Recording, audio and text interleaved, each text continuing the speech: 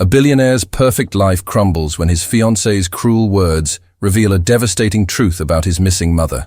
What happens next will leave you speechless. The autumn wind carried the scent of expensive perfume and bitter regret through the streets of downtown as Marcus Wellington stepped out of his midnight black luxury sedan. His polished shoes clicked against the pavement with the confidence of a man who owned half the city's skyline. At 32, Marcus had built Wellington Enterprises from a college dormitory idea into a tech empire worth billions, and today was supposed to be the pinnacle of his success.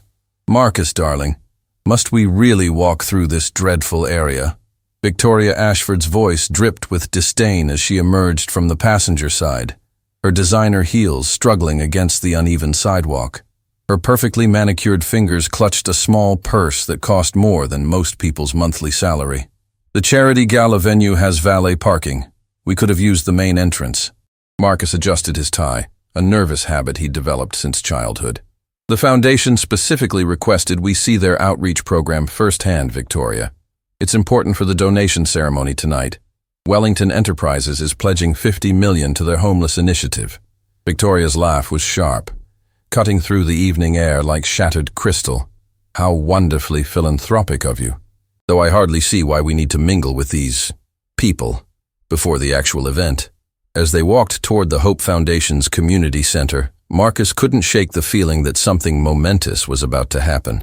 The building stood like a beacon of warmth against the harsh reality of the surrounding streets, its windows glowing with soft light that promised sanctuary to those who had nowhere else to go. "Mr. Wellington!" Dr. Sarah Mitchell approached them with genuine enthusiasm, her face brightening despite the exhaustion that marked someone who fought tirelessly for others. "Thank you so much for coming early. Your contribution tonight will literally save lives." Marcus shook her hand warmly. "It's an honor, Dr. Mitchell. I've read about your work. The statistics on successful rehabilitation are remarkable." "We believe everyone deserves a second chance," Sarah replied, her eyes reflecting years of seeing both heartbreak and hope. "Would you like to meet some of our residents? Many have incredible stories of resilience." Victoria stepped closer to Marcus, her voice lowering to what she thought was a whisper. "Darling, surely we don't need to actually interact with them. Isn't writing the check sufficient?" Sarah's smile faltered slightly, but she maintained her professional composure. "Of course, whatever makes you comfortable. Though I find that meeting people face-to-face often changes perspectives." As they approached the center's main gathering area, Marcus noticed a woman sitting apart from the others. She was older, perhaps in her late 50s, with silver hair that caught the light despite its unkempt state. There was something about her posture, the way she held herself with dignity despite her circumstances, that drew his attention. "Who is she?" Marcus asked, pointing discreetly toward the woman. Sarah followed his gaze, her expression softening. "That's Eleanor. She's been with us for several weeks now. Very quiet. Keeps to herself mostly. We don't know much about her past. Many of our residents prefer not to discuss what brought them here." Victoria's eyes narrowed as she studied Eleanor. "She looks familiar somehow, though I can't imagine where I would have encountered someone like that." Eleanor seemed to sense their scrutiny and looked up. When her eyes met Marcus's, something electric passed between them, a recognition that neither could quite place. Her face, weathered by years of hardship, bore traces of what must have once been extraordinary beauty. But it was her eyes that held Marcus captive. They were the same unusual shade of green that he saw every morning in his own reflection. "Those eyes," Marcus whispered, unconsciously taking a step forward. Victoria noticed his reaction immediately, her face twisting with something between confusion and disgust. "Marcus, what's wrong? You look like you've seen a ghost." Eleanor rose slowly from her seat, her movements careful and deliberate.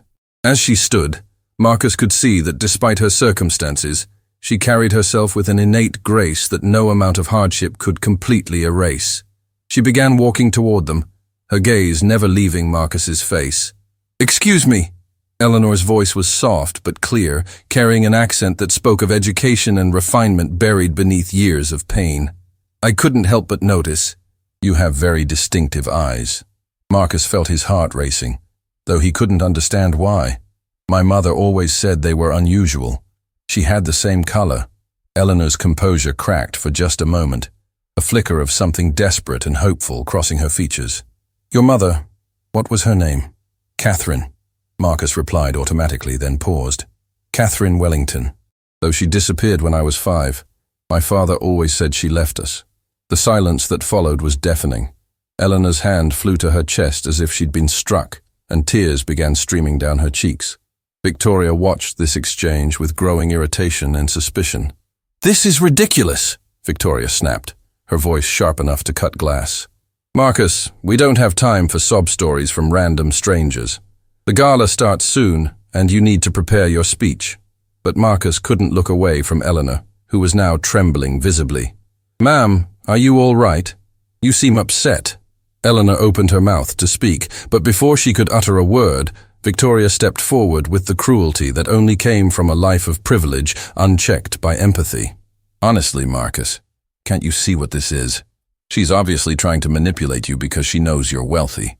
These people always have some tragic story designed to tug at heartstrings and open wallets." Victoria's voice grew louder, drawing attention from others in the room. "Look at her. She probably saw your picture in the business magazines and concocted this whole performance." Eleanor's face went pale, but she maintained her dignity, even as Victoria's words struck like physical blows. "Victoria, that's enough," Marcus said firmly, but she was just getting started. "No, Marcus, someone needs to say it. This woman is probably someone's abandoned mother, cast off because she couldn't handle responsibility. Looks like your missing mother, doesn't she? How convenient." Victoria's laugh was cruel and calculating, though considering how she ended up, maybe your real mother did you a favor by leaving. The words hung in the air like poison. Eleanor's knees buckled, and she would have fallen if not for Dr. Mitchell's quick reflexes. Marcus stood frozen, his face drained of all color, as the implications of Victoria's casual cruelty crashed over him like a tsunami. Around them, the room had gone completely silent. Other residents and staff members stared in shock at the scene unfolding before them. Even Victoria seemed to realize she had crossed a line, though her expression showed more annoyance than remorse. Marcus's hands began to shake as he looked between Victoria and Eleanor, his mind struggling to process what had just happened. The woman who was supposed to become his wife had just delivered the cruelest possible blow to someone who could possibly be. He couldn't finish the thought. The possibility was too enormous, too devastating, too life-changing to comprehend. The silence in the Hope Foundation stretched like a taut wire ready to snap. Marcus stood motionless, his breathing shallow as Victoria's words echoed in his mind like a death sentence. Around them, the warm community space had transformed into a courtroom where truth and cruelty battled for dominance. Eleanor remained where Dr. Mitchell had steadied her, tears streaming down her weathered cheeks. But there was something in her posture now, not the broken defeat Victoria had intended to create, but the quiet strength of someone who had survived far worse than verbal assault. "Marcus," Eleanor whispered, her voice carrying decades of buried pain. "Your father, what did he tell you about why I left?" Victoria scoffed loudly, her patience evaporating. "Oh, please, this performance is getting ridiculous. Marcus, we're leaving. Now." But Marcus couldn't move. Something deep within him, a wound that had never properly healed, was tearing open. He said you chose your addiction over your family, that you took money from his safe and disappeared in the middle of the night. Eleanor's face crumpled as if she'd been struck. "Addiction," she repeated, the word coming out like a foreign language. "Marcus, I would never. Don't you dare." Victoria's voice cut through the air like a blade. "Don't you dare try to rewrite history because you see a chance at his money. Everyone knows addicts are master manipulators." Dr. Mitchell stepped forward, her professional training kicking in. "Victoria, perhaps we should let them talk privately. Sometimes families need space to process difficult situations." "Families?" Victoria's laugh was sharp and bitter. "This woman is not his family. She's a homeless drug addict who probably read about Marcus in Forbes magazine and concocted this entire story." Eleanor looked directly at Victoria for the first time, and there was something regal in her bearing despite her circumstances. "Young woman, I understand your skepticism, but before you judge what you don't understand, perhaps you should ask yourself why your reaction to someone else's pain is cruelty." Victoria's face flushed with rage. "How dare you lecture me? I'm trying to protect Marcus from obvious manipulation." "No, Eleanor said quietly. You're revealing who you truly are when you think no one important is watching. Marcus finally found his voice, though it came out hoarse and strained. If you could possibly be, then tell me something only my mother would know. Eleanor's eyes never left his face. You had a birthmark on your left shoulder, shaped like a crescent moon. You used to ask me to kiss it better when you scraped your knees because you said it was your lucky spot.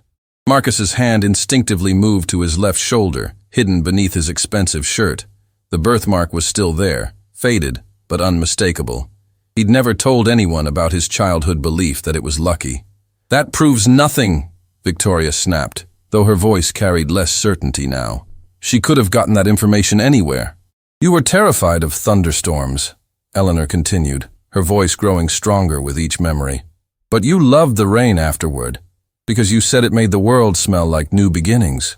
Your favorite bedtime story was about a brave little prince who saved his kingdom with kindness instead of a sword. Marcus felt the world tilting beneath his feet. These weren't public details from any magazine article. These were intimate moments from a childhood he'd tried so hard to forget. Your father told me you died, Eleanor whispered, fresh tears cascading down her cheeks. He said you both died in a car accident. He showed me newspaper clippings, death certificates. I believed him for 27 years. The words hit Marcus like a physical blow. He told you we were dead? I had been struggling with severe depression after losing my own mother. I was seeing a therapist, taking medication. One evening, I came home late from a support group meeting, and your father was waiting with papers proving you'd both been killed while I was supposedly out getting high. Eleanor's voice broke. He said I'd abandoned my family for drugs, and God had punished me by taking you away forever. Victoria's expression had shifted from smugness to confusion. That's quite a detailed lie. It's not a lie, Marcus said quietly. Pieces of a puzzle he'd never known existed finally clicking into place. My father always told me she left willingly. He never mentioned death certificates or... Eleanor reached into a worn bag beside her chair and pulled out a small battered wooden box. I kept this through everything. Even when I had to sell my wedding ring for food, I never sold this. She opened the box with trembling fingers, revealing a collection of items that made Marcus's breath catch in his throat. There was a tiny hospital bracelet with Baby Wellington written in faded ink, a lock of dark hair tied with a blue ribbon, and a photograph of a young woman holding a baby with unmistakable green eyes. This was taken the day you came home from the hospital, Eleanor said, holding up the photograph. You were 6 days old, and you wouldn't stop crying until I sang to you. Marcus stared at the photograph, seeing his own features reflected in the young woman's face. The resemblance was undeniable, but more than that, something deep in his soul recognized her. Victoria snatched the photograph from Eleanor's hands, studying it with growing alarm. This could be doctored. Photoshop wasn't around then, but there were other ways to fake pictures. The baby in that photo has the same birthmark I just described, Eleanor said calmly.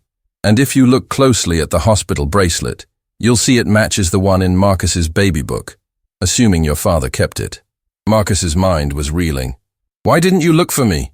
If you knew the death certificates were fake... Eleanor's shoulders sagged with the weight of years of suffering. I tried. For months, I tried. But your father had connections, money, influence. Every time I got close to finding you, doors would slam shut. Social workers would stop returning my calls. Even the police treated me like a delusional woman making up stories.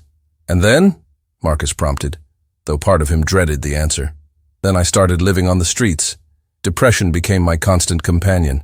Without proper medication, without hope, I lost jobs, lost apartments, lost everything. Some days, the only thing that kept me alive was the possibility that somehow, somewhere, you might still be alive. Victoria was visibly shaken now, but her pride wouldn't let her admit mistake. Even if this is all true, where does that leave us? She abandoned her responsibilities as a mother, regardless of the circumstances. Eleanor looked at Victoria with something approaching pity. My dear, I hope you never experience the kind of systematic deception that can destroy a person's entire reality. But if you do, I hope someone shows you more compassion than you're showing me. Dr. Mitchell had been quietly observing the exchange, and now she stepped forward. Marcus, I think you and Eleanor need time to process this privately.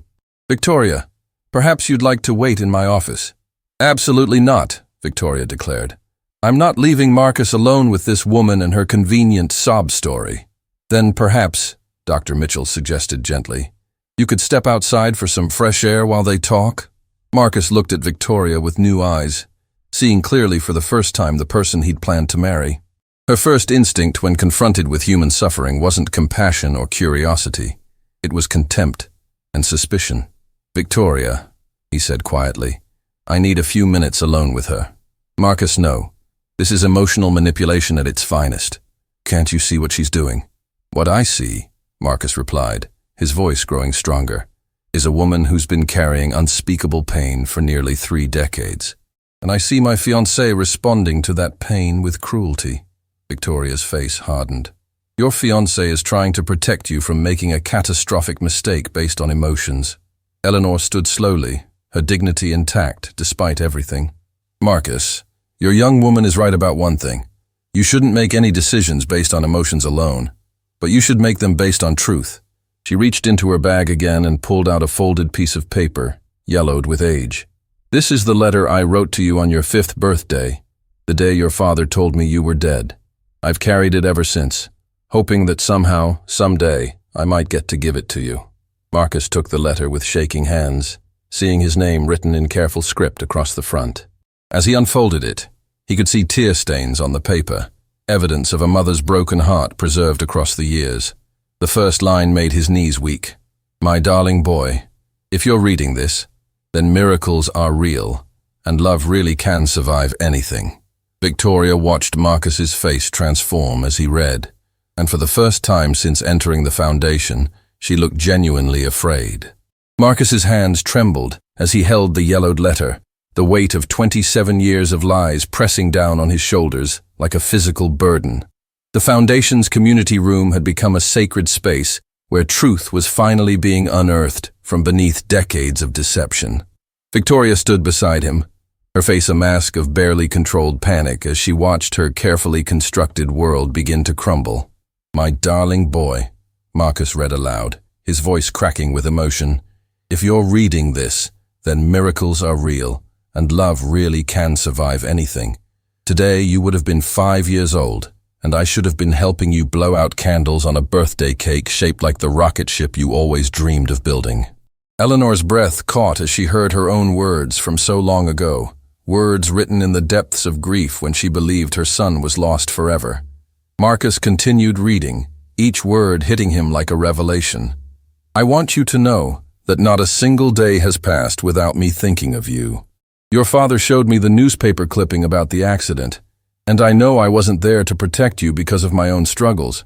But please understand that leaving you was never a choice I made willingly. Victoria's composure finally cracked. Stop reading that ridiculous letter. Can't you see this is all staged? She probably wrote it yesterday. Dr. Mitchell stepped forward, her professional instincts taking over. Victoria, the paper is clearly aged, and the ink has faded naturally over time. These aren't things that can be manufactured overnight. Then she's been planning this con for years, Victoria shot back, her voice rising to a pitch that made other residents turn and stare. Marcus, think logically.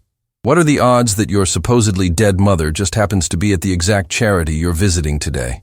Eleanor looked up from where she sat, her weathered hands folded in her lap.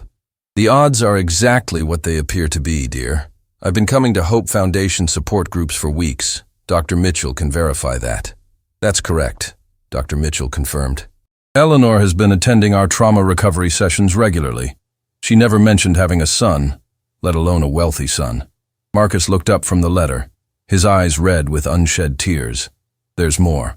She writes about how she used to sing to me when I couldn't sleep, about the songs she made up about a little boy who could talk to stars. The memory hit Marcus like lightning. He could suddenly hear a soft voice singing words he hadn't thought about in decades.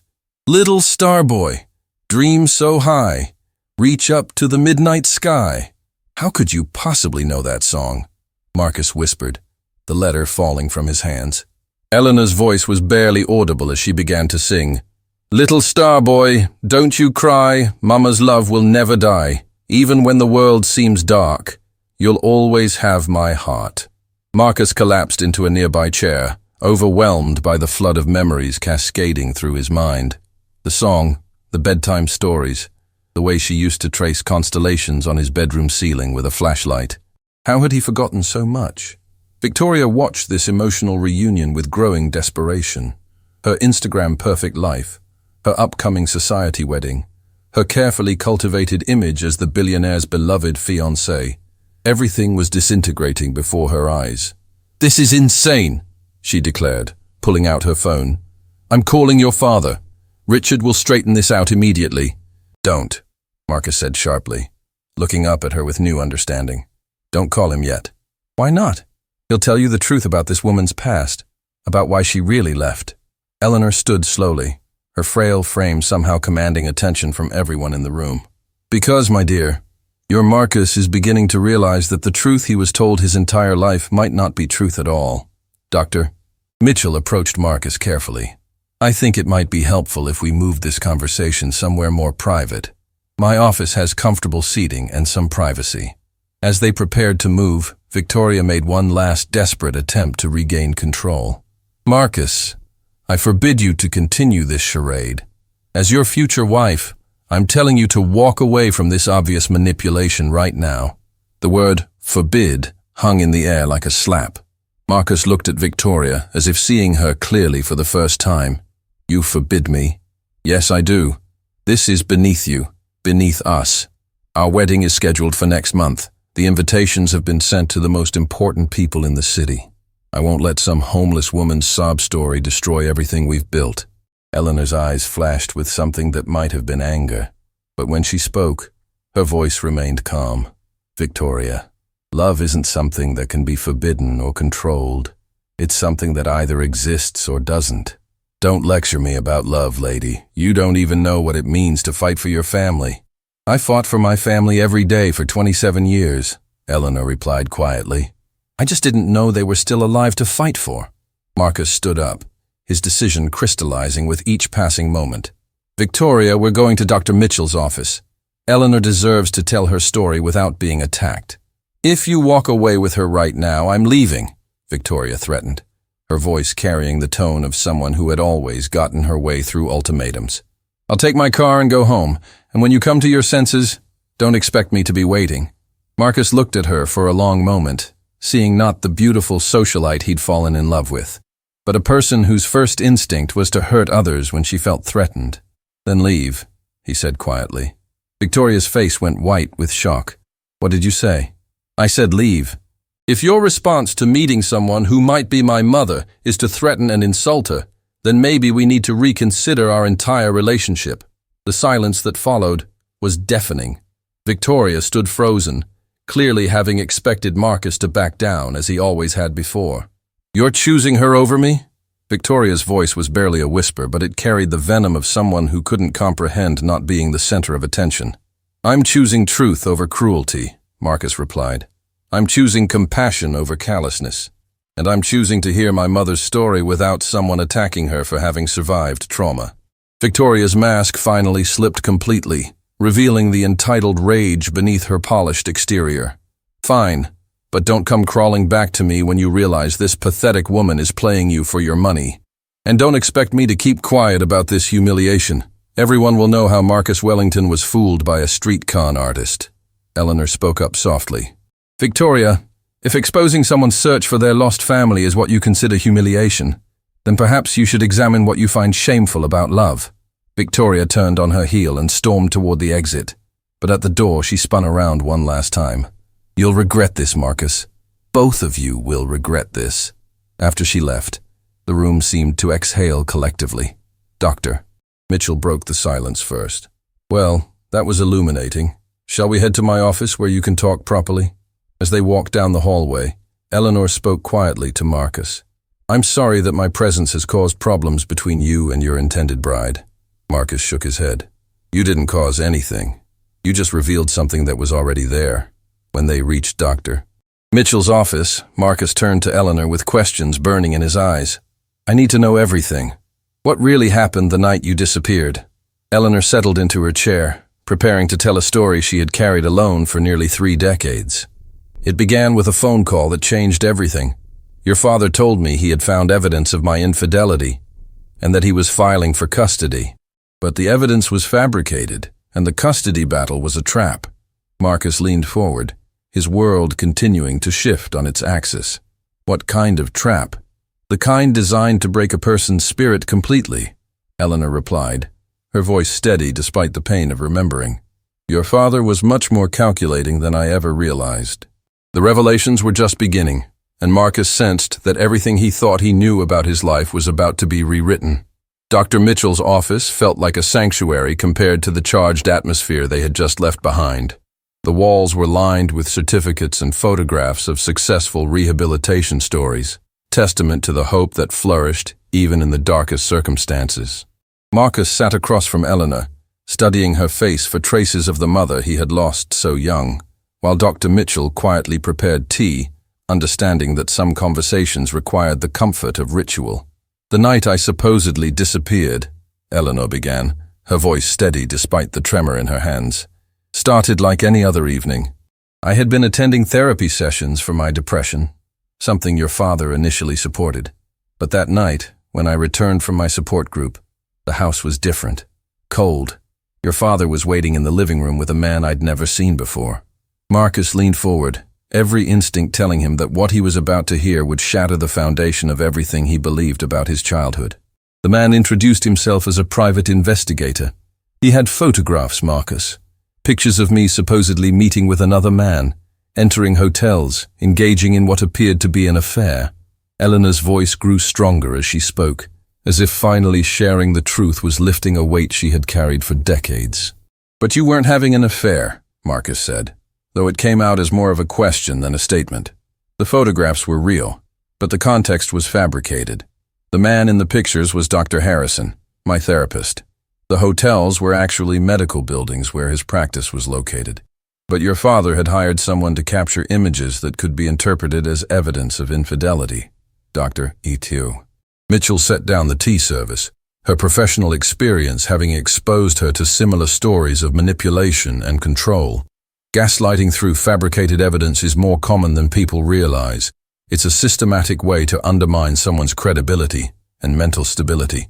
Eleanor accepted the tea gratefully, her hands wrapping around the warm cup as if drawing strength from it. Your father told me that unless I signed custody papers giving him full parental rights and left town immediately, he would use the photographs to prove I was an unfit mother. He said no judge would give custody to an unstable woman who was cheating on her husband. Marcus felt nausea rising in his throat. He blackmailed you with fake evidence. Worse than that. He told me that if I fought him in court, he would make sure I never saw you again. But if I left quietly, he would send me updates about your life, photographs of you growing up. He promised that when you turned 18, he would tell you the truth and give you my contact information so you could decide if you wanted a relationship with me. The betrayal was so complete, so calculating that Marcus struggled to process it. But he never intended to keep that promise. I realized that when years passed without a single photograph or update. When I tried to contact him, his lawyers sent cease and desist letters.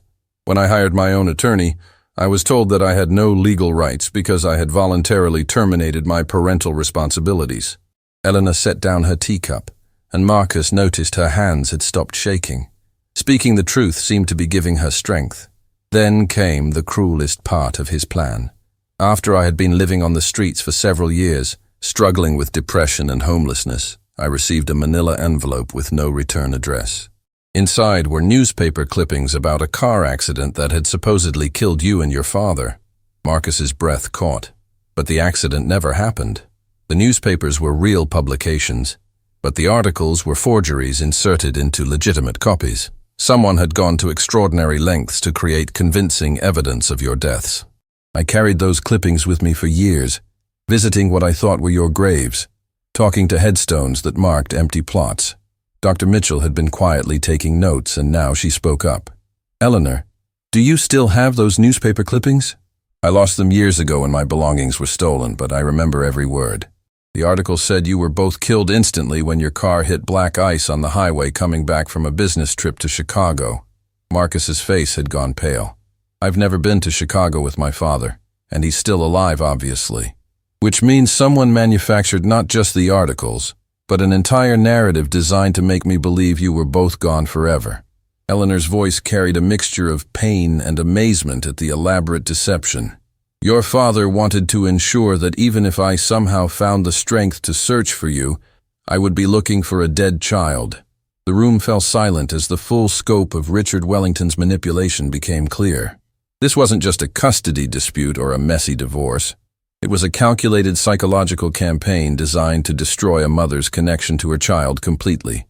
Marcus stood abruptly and began pacing, his mind racing.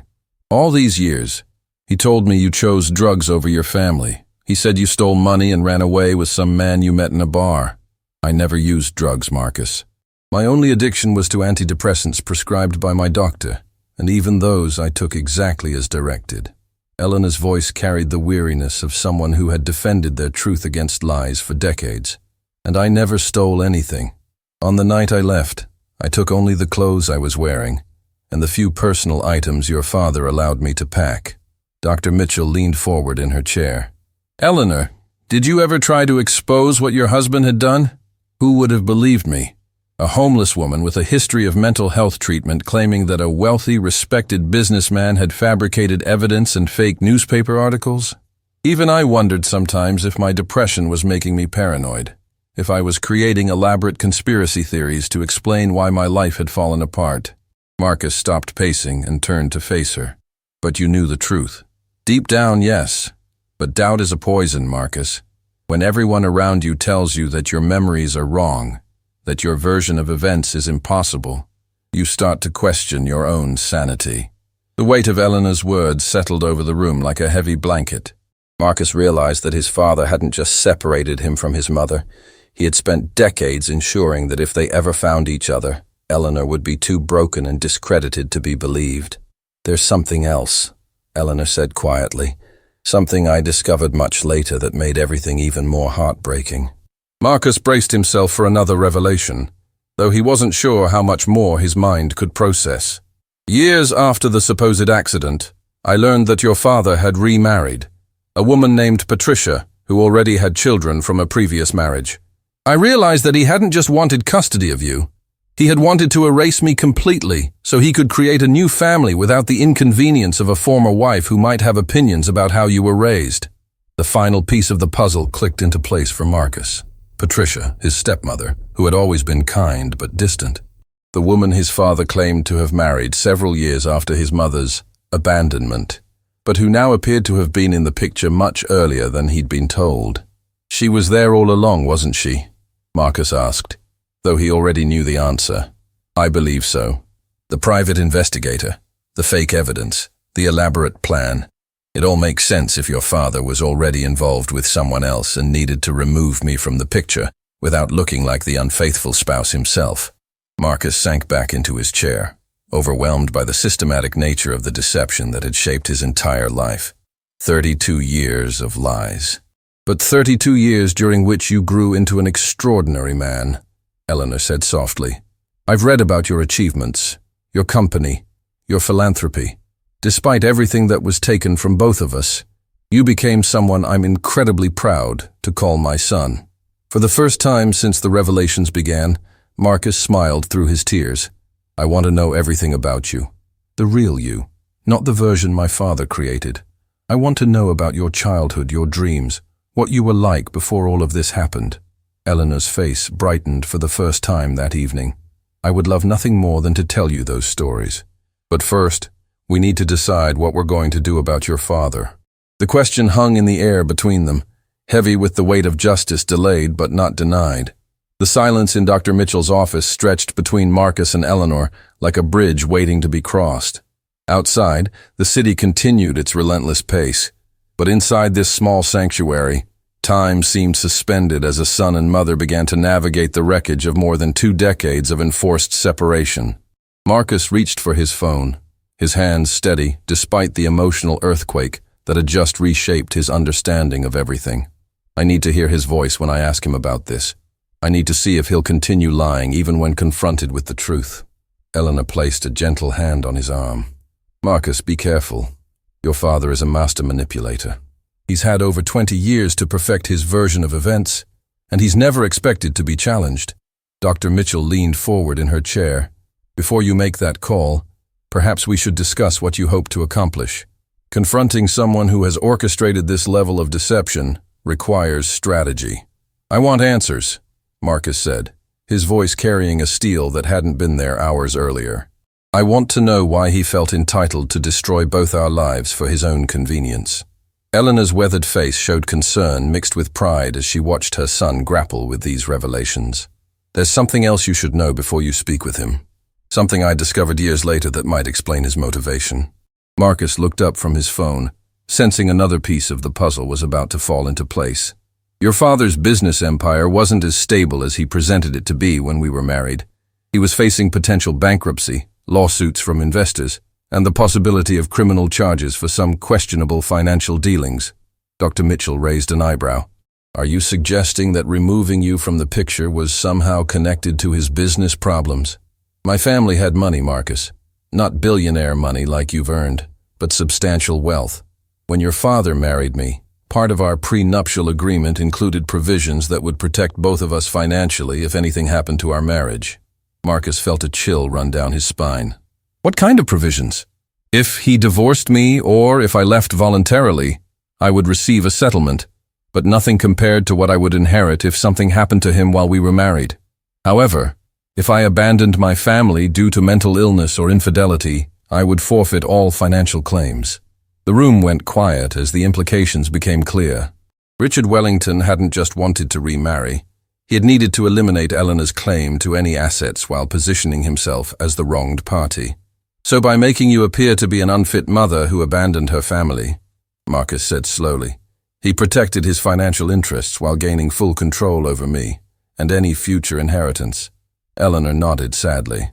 And by convincing me you were both dead, he ensured I would never pursue legal action to reclaim what was rightfully mine.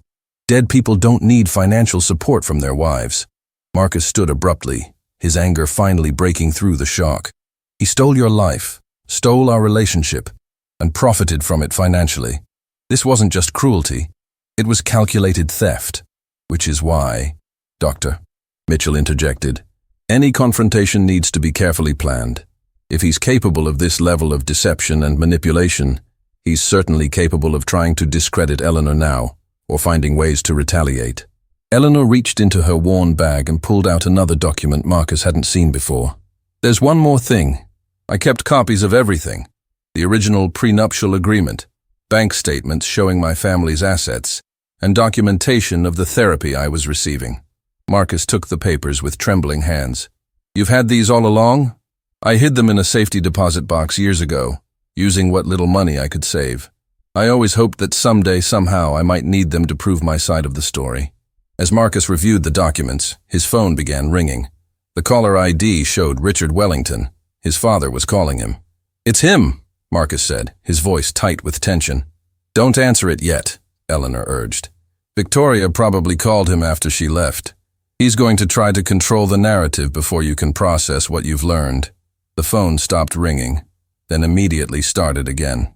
Richard Wellington was not a man accustomed to being ignored. Dr. Mitchell stood up. I think you should answer it, but put it on speaker so Eleanor and I can hear his responses. Sometimes the way someone reacts to unexpected questions reveals more than their actual words. Marcus looked at Eleanor, who nodded her permission. I've waited over 20 years to hear what excuse he'll give for destroying our family. I'm ready. On the third ring, Marcus answered. Hello, Dad. Marcus! Richard's voice boomed through the speaker with forced joviality. Victoria just called me with the most ridiculous story. She claims you've been talking to some homeless woman who's pretending to be your dead mother. Please tell me you haven't fallen for such an obvious scam. Eleanor's face went pale at hearing the voice of the man who had orchestrated her decades of suffering, but she remained silent. What if she's not pretending, Dad? What if she really is my mother? Richard's laugh was sharp and dismissive. Son, your mother died in a car accident when you were 5 years old. I showed you the newspaper articles myself. This woman is clearly trying to take advantage of your compassionate nature and your wealth. Marcus looked directly at Eleanor as he asked his next question. What was the name of Mom's therapist? There was a pause on the other end of the line, just long enough to reveal that Richard had been caught off guard. What kind of question is that? Why would I remember something so trivial from 30 years ago? Because if someone was claiming to be her, and they mentioned specific details about her therapy, you'd want to verify those details, wouldn't you? Another pause, longer this time. Marcus, I don't like where this conversation is heading. You're clearly emotional and not thinking clearly. Come home immediately so we can discuss this properly. Eleanor gestured for Marcus to ask about the photographs. Marcus nodded. Dad, tell me about the evidence you had of Mom's affair, the photographs. The silence on the other end stretched so long that Marcus wondered if the call had been disconnected. Richard, Dr. Mitchell said quietly. Are you still there? Who is this? Richard's voice had lost all its warmth. Marcus, who else is listening to this conversation? Dr. Sarah Mitchell from the Hope Foundation. The woman you're calling a scammer has been attending trauma recovery sessions here for weeks. She's shared some very interesting details about her marriage to you. This is ridiculous, Richard snapped. I'm hanging up and coming down there myself. Marcus, don't say another word until I arrive. Dad, wait. Just answer one question. If Mom really died in that car accident, why are there no death certificates on file at the county records office? The line went dead. Marcus looked at the silent phone, then at Eleanor, whose face was streaked with tears. He hung up. But not before revealing everything we needed to know, Dr. Mitchell observed. His reaction to your questions was telling. An innocent man would have been shocked by the implications, demanding proof, asking to meet this woman who claimed to be his dead wife. Instead, he tried to control the situation and then fled when pressed for details. Eleanor spoke for the first time since the call began. He's coming here, isn't he? Marcus nodded grimly. Which means we need to be ready for him. He's had over 20 years to perfect his lies, but now he's been caught off guard. He'll be dangerous. What do you mean, dangerous? Dr. Mitchell asked. Eleanor answered before Marcus could. A man who can orchestrate this level of deception for decades, who can look his son in the eye and lie about his mother being dead, who can fabricate newspaper articles and fake evidence. That man is capable of anything. Marcus felt a cold certainty settling in his chest. He's not just coming to explain himself. He's coming to contain the situation, to discredit you, intimidate Dr. Mitchell, and find a way to make this all disappear. Then we need to be smarter than he is, Eleanor said, her voice carrying a strength that surprised everyone in the room. For over 20 years, I've been the victim of his manipulation, but I'm not helpless anymore, and neither are you. Dr. Mitchell moved to her desk and began pulling out files. I'm documenting everything that's happened here today. If Richard Wellington thinks he can intimidate a licensed social worker in a reputable foundation, he's about to learn otherwise. As they prepared for Richard's arrival, Marcus realized that this confrontation would determine not just his future relationship with his father, but whether justice could finally be served for crimes that had been hidden for decades. The real battle was about to begin. The 30 minutes that passed while waiting for Richard Wellington's arrival felt like hours. Dr. Mitchell had called additional staff members to witness whatever was about to unfold, understanding that credible witnesses would be crucial if this confrontation escalated beyond a family dispute. Eleanor sat quietly reviewing the documents she had preserved for decades, while Marcus paced the small office like a caged animal, finally awakening to the truth about his captivity. He'll try to gaslight all of us, Eleanor warned, her voice steady despite the magnitude of what they were facing. He'll claim I'm delusional, that my homelessness has affected my mental state, that I'm creating false memories or elaborate fantasies. Marcus stopped pacing and turned to face her. But we have evidence now. Documents, witnesses, inconsistencies in his story that he can't explain away. Evidence that he'll claim is fabricated or misinterpreted, Eleanor replied. Remember, he spent decades convincing people that his version of events is reality. He won't abandon that strategy easily. Through the office window, they could see a black luxury vehicle pulling into the foundation's parking area. The car was identical to the one Marcus drove, but somehow it looked more ominous in this context, a symbol of wealth being weaponized against truth. He's here, Dr. Mitchell announced, her professional demeanor masking what Marcus could see was genuine concern. Remember, this is still my facility, and I control how this meeting proceeds. Richard Wellington entered the Hope Foundation like a man preparing for battle. At 58, he carried himself with the confidence of someone who had never faced consequences for his actions. His expensive suit and commanding presence immediately changed the atmosphere of the humble community center, making it feel smaller and somehow less safe. "Where is my son?" he demanded of the receptionist, his voice carrying the authority of someone accustomed to immediate compliance. Within moments, he was striding down the hallway toward Dr. Mitchell's office, flanked by two men in suits who were clearly not social workers or Foundation employees. Marcus recognized the sound of his father's approaching footsteps and felt something he hadn't experienced since childhood: genuine fear of disappointing the man who had shaped his entire worldview. The door opened without a knock, and Richard Wellington stepped inside, his eyes immediately scanning the room to assess the situation.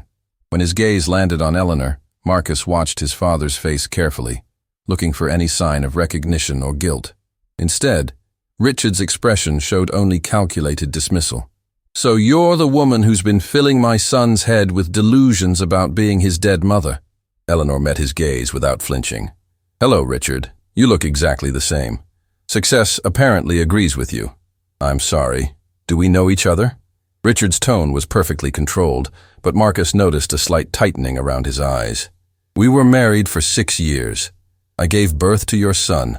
You destroyed my life and stole my child based on fabricated evidence and forged documents." Eleanor's voice remained calm, but each word hit like a precisely aimed arrow. Richard turned to Dr. Mitchell with exaggerated concern. "Doctor, this woman is clearly suffering from severe delusions. Has she been evaluated for mental illness? She's creating an elaborate fantasy involving my family." "Mr. Wellington," Dr. Mitchell replied professionally, "before we discuss anyone's mental state, perhaps you could explain why your son was never issued a death certificate if he supposedly died in a car accident when he was 5. The question caught Richard off guard for just a moment, but he recovered quickly. "That's an absurd question. Marcus is obviously alive, as you can see. No one ever claimed he died in an accident." Eleanor reached into her bag and pulled out the photocopied newspaper clippings she had managed to save. "These are copies of the articles you sent me proving that Marcus and you had both been killed. Would you like to explain how you survived this fatal accident?" Richard barely glanced at the papers. "Anyone can create fake newspaper clippings. This proves nothing except that this woman has gone to considerable trouble to create props for her performance." Marcus had been listening to this exchange with growing anger, but it was Eleanor's next words that changed everything. "Richard, tell Marcus about the night you had me committed to the psychiatric facility." The room went completely silent. This was information that hadn't come up in their previous conversation, and Marcus could see his father's carefully constructed composure beginning to crack. "I have no idea what you're talking about," Richard said, but his voice lacked the confident authority it had carried moments before. Eleanor continued relentlessly. "The night after you showed me the fake photographs, you had 2 men arrive at our house. They said they were taking me to a treatment facility for evaluation. I spent 3 days in a locked psychiatric ward before I realized that the papers I had signed weren't voluntary admission forms. They were commitment documents." Marcus felt the blood drain from his face. "Dad, is this true? This woman is clearly unstable, Marcus. She's creating increasingly elaborate stories to manipulate you emotionally." "The facility still has records," Eleanor said quietly. "Riverside Psychiatric Hospital. I was admitted under an involuntary hold signed by my husband, who claimed I was a danger to myself and my child due to drug-induced psychosis." Dr. Mitchell was taking notes rapidly. "Mr. Wellington, involuntary psychiatric commitments require specific legal procedures and medical evidence. If your wife was committed based on false information—" "Enough!" Richard's facade finally cracked completely. "I don't have to stand here and listen to accusations from a homeless drug addict who's obviously trying to extort money from my family." The mask had slipped, revealing the cold calculation beneath his polished exterior. But it was Marcus who delivered the blow that shattered his father's remaining defenses. "Dad, I want you to look me in the eye and tell me that the woman sitting across from you is not Catherine Eleanor Morrison, the woman you married in 1985, the woman who gave birth to me in 1986, the woman who sang me to sleep with a song about talking to stars." Richard's face went white. Marcus had used Eleanor's full maiden name, information that wouldn't be available to a con artist, but would be known to their son. How do you know that name? Richard whispered. Because she told me. Because she remembered details about my childhood that only my mother would know. Because she's been carrying a letter she wrote to me on my 5th birthday, when she thought I was dead. Marcus's voice grew stronger with each word. Because she never stopped loving me, even when you convinced her I was gone forever. Eleanor stood slowly, her dignity intact despite everything she had endured. Richard, I want you to know that I forgive you for what you did to me, but I will never forgive you for what you stole from our son. You robbed him of his mother's love during the years when he needed it most. You were mentally ill, Richard said desperately, his final attempt to maintain control of the narrative. You couldn't take care of a child. I was protecting Marcus by lying to him for 27 years, by convincing him his mother abandoned him, by making him grow up believing he wasn't worthy of a mother's love. Eleanor's voice carried the weight of decades of suppressed pain. You didn't protect our son, Richard. You wounded him in ways that will take years to heal. Marcus looked at his father, the man he had admired, respected, and tried his entire life to please, and saw him clearly for the first time. Not a successful businessman who had overcome tragedy, but a calculating manipulator who had destroyed his own family for personal gain. I want you to leave, Marcus said quietly. Marcus, you're making a terrible mistake. This woman will destroy everything you've built. No, Dad. You already did that. You destroyed our family 27 years ago, and you've been lying about it ever since. Richard looked around the room one final time, seeing that his usual tactics of intimidation and manipulation had failed completely. Without another word, he turned and walked out, leaving behind the wreckage of decades of carefully constructed lies. As the door closed behind him, Eleanor began to cry, not tears of sadness, but of relief that the truth had finally been spoken and believed. Months had passed since that life-changing evening at the Hope Foundation, and the Wellington family penthouse had been transformed into something unrecognizable from its former cold grandeur. Where once expensive art had hung like trophies of wealth, now family photographs filled the walls, pictures of Marcus and Eleanor rebuilding their relationship, learning about each other again, creating new memories to replace the stolen decades. Eleanor sat in the kitchen they now shared, teaching Marcus how to make the same soup she used to prepare for him as a child. Her hands, no longer trembling with uncertainty, guided his as they chopped vegetables together.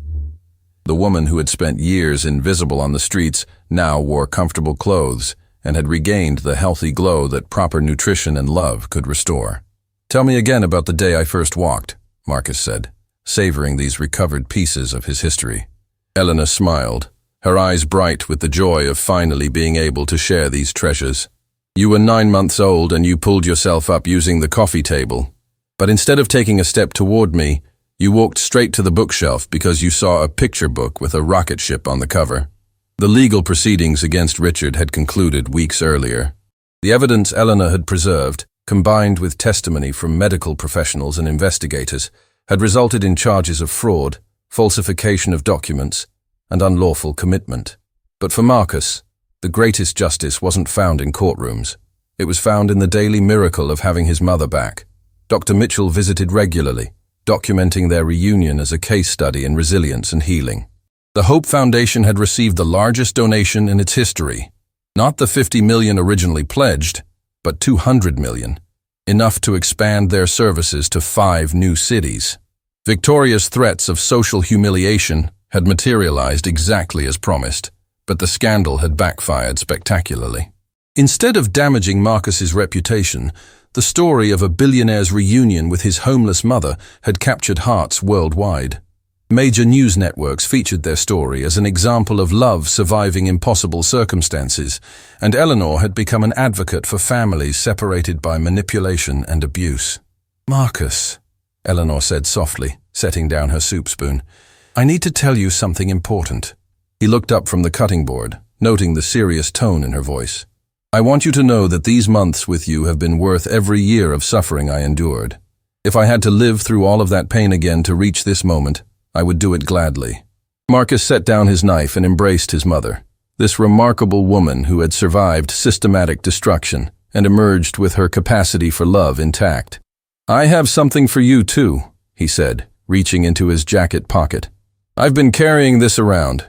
Waiting for the right moment, he pulled out a small velvet box and opened it to reveal a necklace, a simple gold chain with a small star pendant. "It's to replace the one Dad made you leave behind," Marcus explained.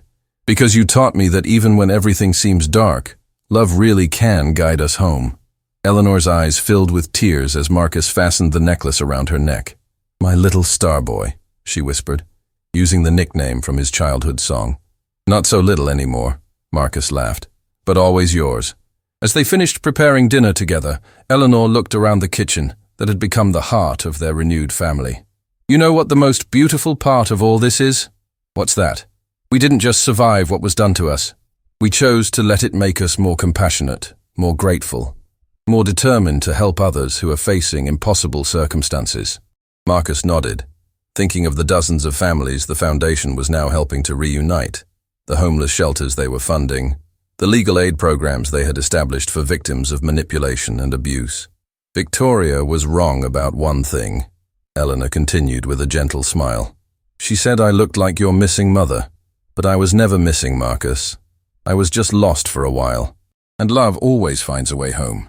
As the sun set over the city that had once seemed so cold and indifferent, mother and son sat down to share a meal together. Not their first since being reunited, but the first of countless more to come. The cruel words that had once paralyzed them had ultimately become the catalyst for a love story that proved no amount of deception could permanently destroy the bond between a mother and her child. In the end, the truth hadn't just set them free, it had made them both stronger, more compassionate, and infinitely more grateful for the miracle of simply being together.